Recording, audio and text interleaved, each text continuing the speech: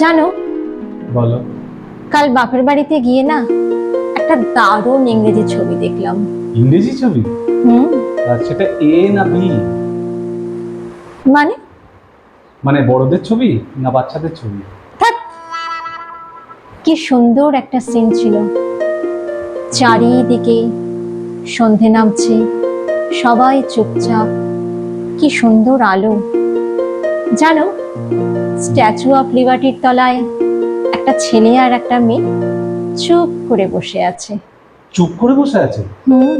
দেখ, ছেলেটা একটা আতা, কিছু জানে না। স্ট্যাচু অফ লিবার্টির তলায় চুপ করে বসে আছে। যা তা, মুখে যা আসে তাই বলো। আচ্ছা, তুমি একটা প্রশ্ন করব? বলো।